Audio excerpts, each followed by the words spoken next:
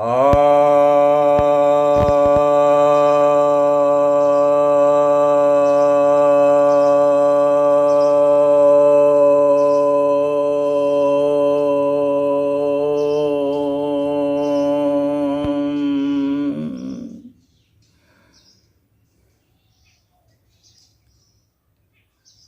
भक्तजनों को सप्रेम नमन। भक्तों, आज मैं आपके समक्ष कब्ज का योगोपचार बतलाने जा रहा हूँ। कब्ज, जिसे अंग्रेजी में कॉन्स्टिपेशन कहते हैं, आजकल बहुत लोग इसके मरीज हो गए हैं। इसके मुख्य कारण हैं लोगों का एक जगह बैठ करके काम करना, कम पानी पीना, सूखा भोजन करना जिसमें कि रस नहीं हो, और दूसरे के प्रति एक दुर्व्यवहार रखना, और अधिक से अधिक जमा संग्रह करने की प्रवृत्ति होना।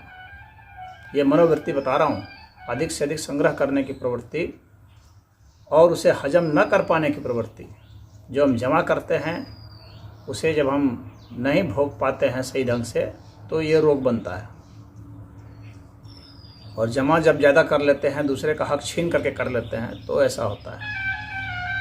कब्ज की शिकायत उनको हो जाती है जिनमें प्रेम का रस घट जाता है, करुणा दया का रस घट जाता है, क्योंकि यह जिंदगी में सूखापन लाता है और अपनी बात को ही जो हर समय सोचते हैं कि दूसरा मान ले, हर समय ऊपर रखते हैं, दूसरे की बात को नहीं ग्रहण करते हैं, तो वैसे लोगों को कब्ज की शिकायत हो जाती है।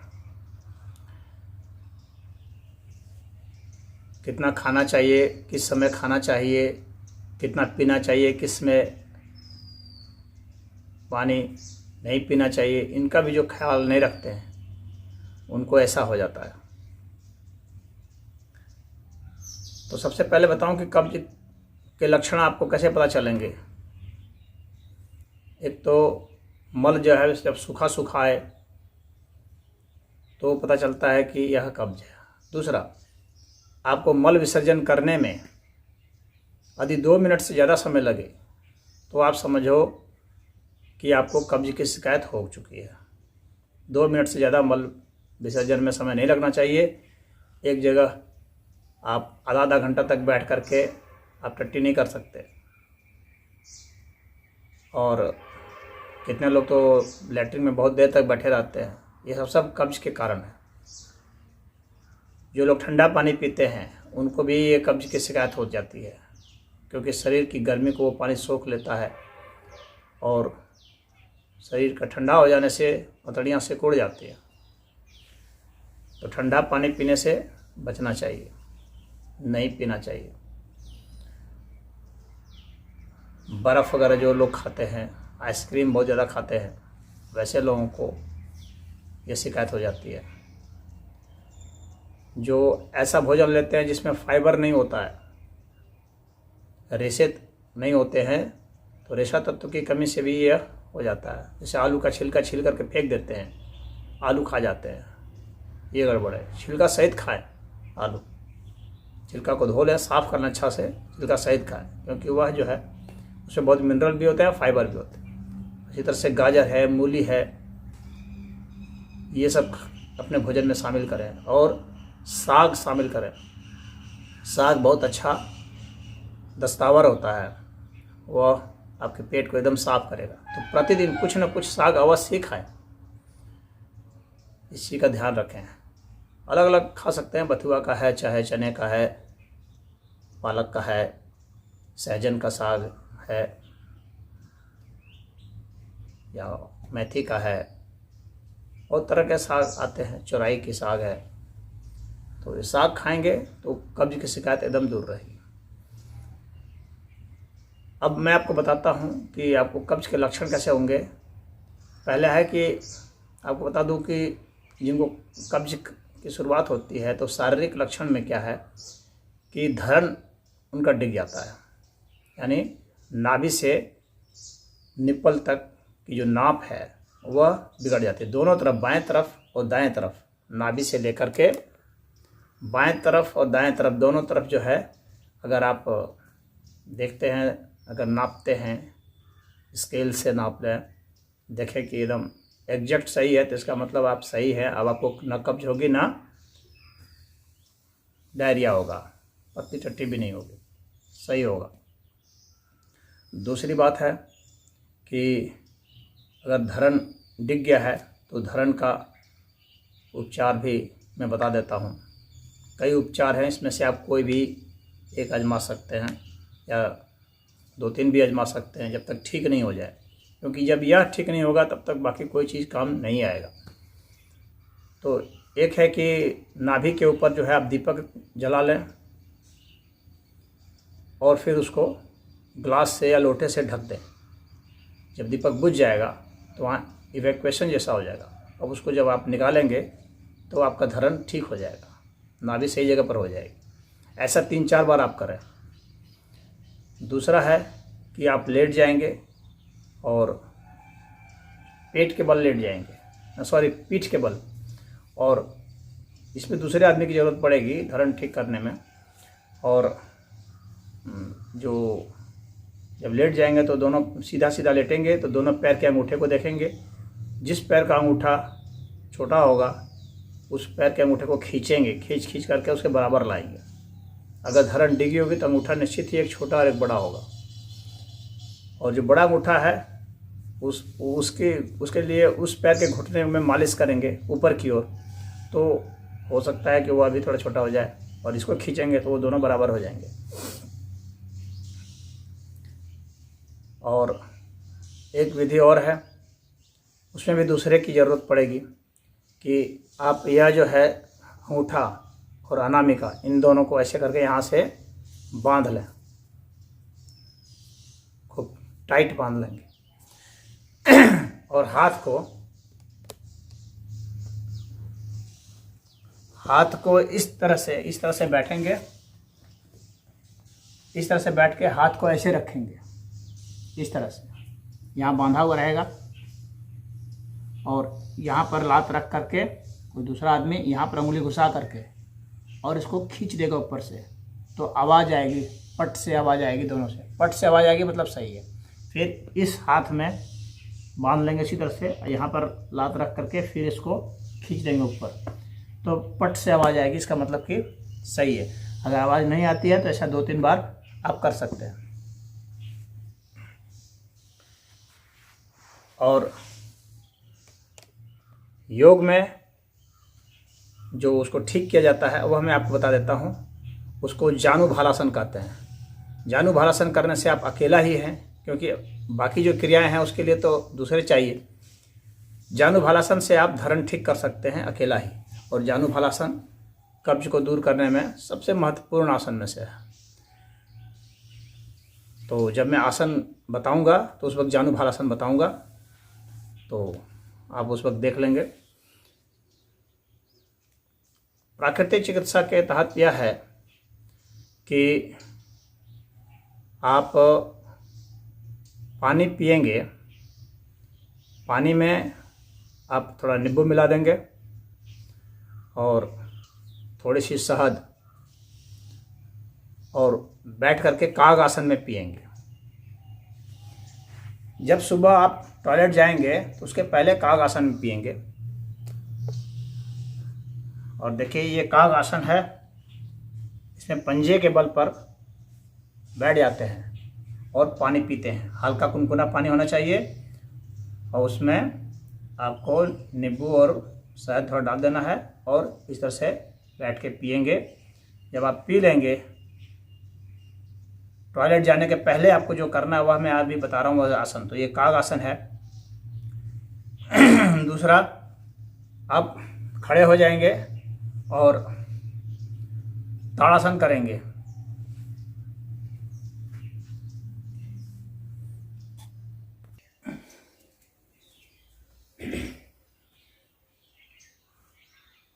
दोनों हाथों को इस तरह से फंसा लेंगे, हाथों को बहुत उठा लेंगे और सांस को बाहर निकाल करके सांस को रोक देंगे और रोक करके यहाँ पर जंप करेंगे। इसको उठाते हुए थोड़ा थोड़ा जंप करेंगे। ध्यान रहे कि पंजा जो है आपका जमीन नहीं छोड़े, पंजा जमीन में रहते हुए ही आपको जंप करना है और सांस को रोके हुए, सांस लेना छोड़ना नहीं है, सांस को ले छोड़ करके सांस को रोक देना है। तो इससे क्या होगा कि आपका पानी नीचे चला जाएगा पेट में और आपको प्रेशर आ जाएगा। अब इसको क्या करना है कि अब आपको झुक करके जानु भालासन कर लेना है। ऐसे करेंगे, हाथ को सटाएंगे, घुटना पर ध्यान रखेंगे, घुटना सीधा रहना चाहिए और जमीन पर सटाएंगे। अगर ये नहीं सट रहा, यहाँ पर नहीं सटा पा रहे हैं तो आप प्रयास करते रहे, ऐसे करके सट जाएगा। जब ऐसा हो जाता है तो आप दोनों मुट्ठी बंद करके ऐसे ऐसे करके सटाएंगे। जब ये हो जाता है फिर यहाँ टिक जाएंगे, 3-3 मिनट टिकना है। जब ऐसा हो जाता है तब आपको हाथ को इस तरह खोल लेना है, ऐसे ऐसे सटाना है। जब आप टिक जाएंगे, 3 मिनट टिक जाएंगे, फिर हाथ को समानांतर लाना है इसके यहाँ और चेहरे को यहाँ सटाना है।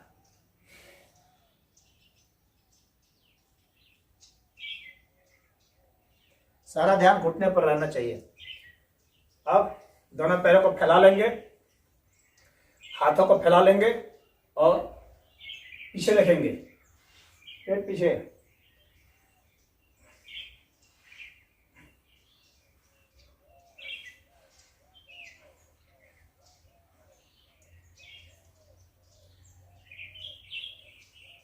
यह त्रियक भुजासन है।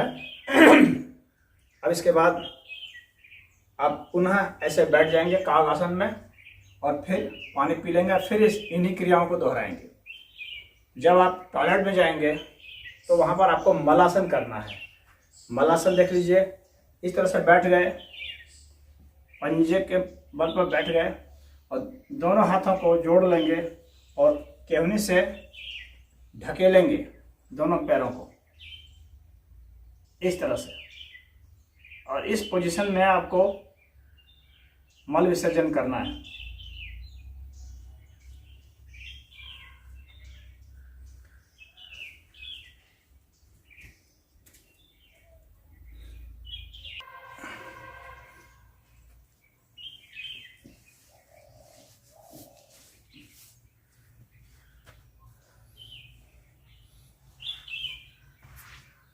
अब आपको तितली आसन करना है, देख लें। या तो आप टॉयलेट वगैरह होकर आएंगे तब करेंगे। दोनों पैरों को मिला लेना है, हाथों से अंगूठे को पकड़ लेना है, इसको सीधा रखना है और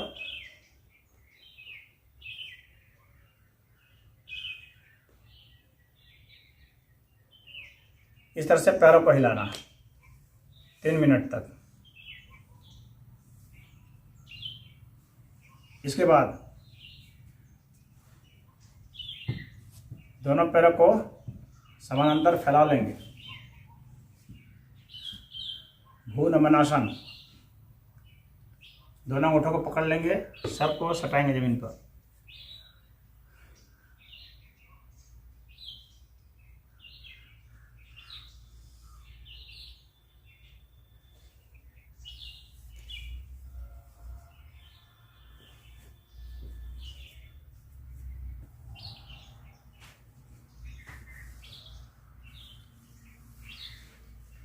ऐसा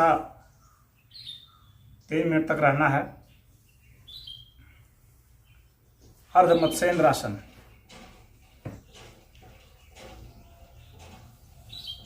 घुटना मोड़ लेंगे, एक पैर को सीधा खड़ा रखेंगे, दूसरे हाथ को इससे पार करेंगे।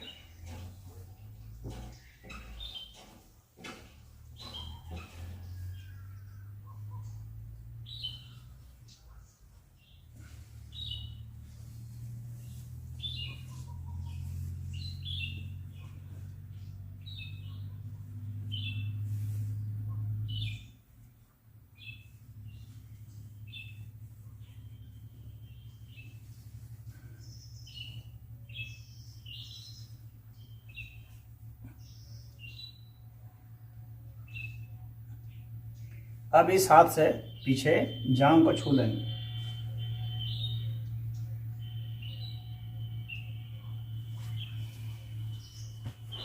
इसी क्रिया को अब दूसरे पैर से करेंगे।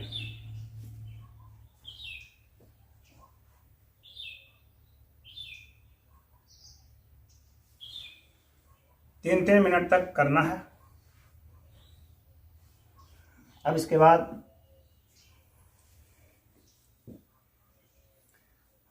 दोनों हाथों को जमीन पर टिका लेंगे, सर्पासन करेंगे। दोनों पैरों को मिला लेंगे, ऊपर देखेंगे।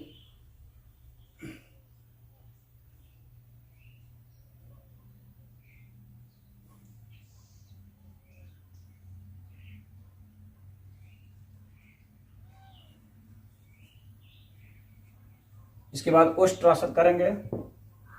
घुटने के बल खड़े हो जाएंगे और दोनों पैरों को टखने को पकड़ लेंगे, सिर को झुका देंगे, कमर को विपरीत दिशा में धकेलेंगे।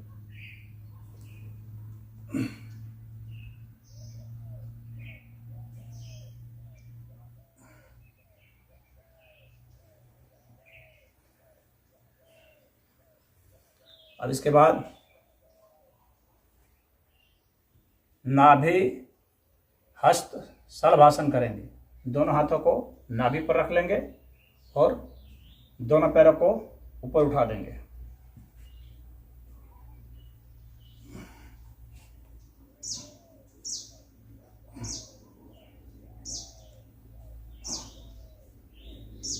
सांस को छोड़ेंगे और सांस को छोड़ने के बाद सांस को रोक देंगे और सांस को रोकी हुई स्थिति में ही उठाना है।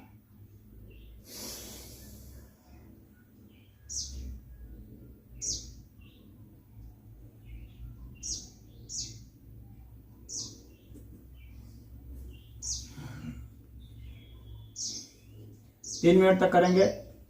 और इसके बाद हिंडोलासन करेंगे। सांस को बाहर निकाल देंगे, सांस को रोक देंगे, दोनों पैरों को हाथ से पकड़ लेंगे और पैर की ताकत से हाथ को खींचेंगे और आगे पीछे झूलेंगे। ध्यान रहे, पैर से हाथ को खींचना है, हाथ से पैर को नहीं खींचना।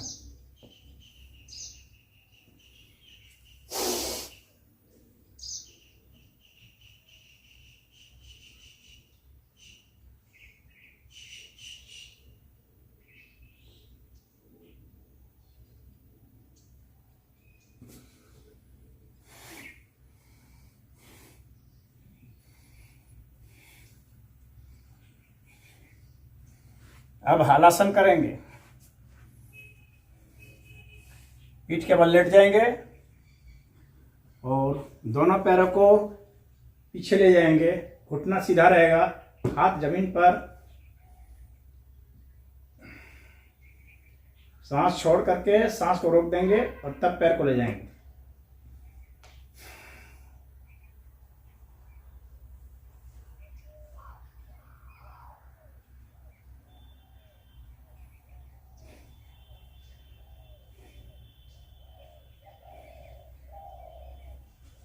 यहां पर सांस सामान्य रहेगी।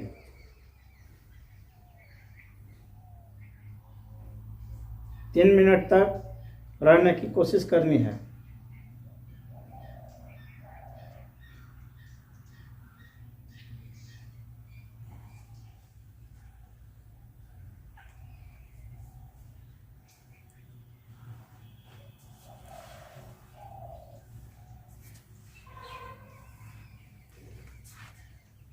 अब उदर पुष्टिकासन करेंगे। बैठ जाएंगे वज्रासन की पोजीशन में। दोनों अंगूठों को नाभि के भीतर डाल देंगे और भीतर डालने के बाद इनको जितना अधिक से अधिक भीतर डाल सकते डालेंगे और दोनों अंगूठों से वो घुमाएंगे गोल गोल। सांस को रोके रखेंगे, ये ध्यान रहे। दोनों अंगूठों को गोल गोल घुमाएंगे, 10 बार घुमाएंगे घड़ी की दिशा में, 10 बार घड़ी के विपरीत दिशा में, और पुनः वापस आ जाएंगे।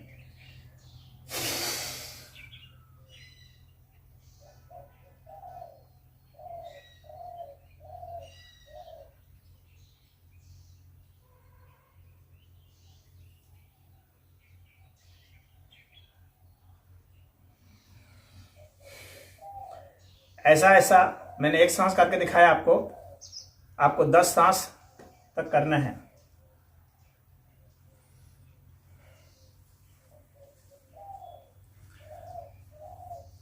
अब इसके बाद आपको कंद पीड़ासन करना है। यह थोड़ा कठिन आसन है, तो आपको आसान वाला वर्जन में बताता हूँ।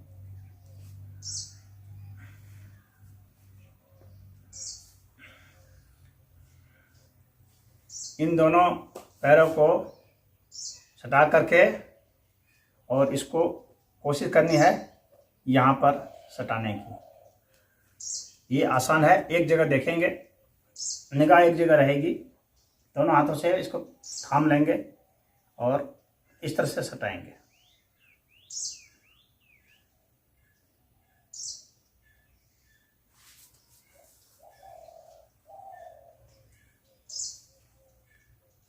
वैसे जो विशेष कंद पीड़ासन होता है उसका वीडियो बना हुआ है, वो कठिन है। आप हमारा वीडियो देख सकते हैं वहाँ जा कर के। उसे यहाँ पर मैं बताना उतना उपयुक्त नहीं समझ रहा हूँ, इतना से ही काम चल जाएगा।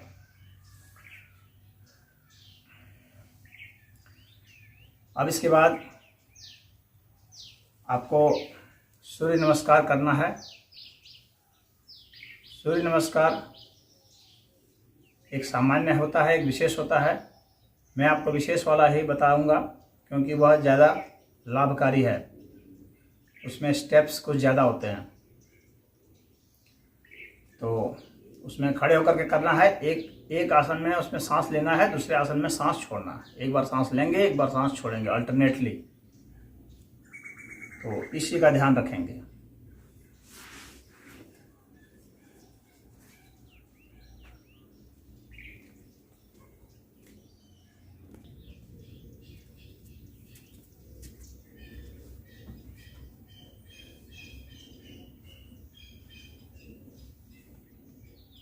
इस तरह से हाथ जोड़ लेंगे पहले।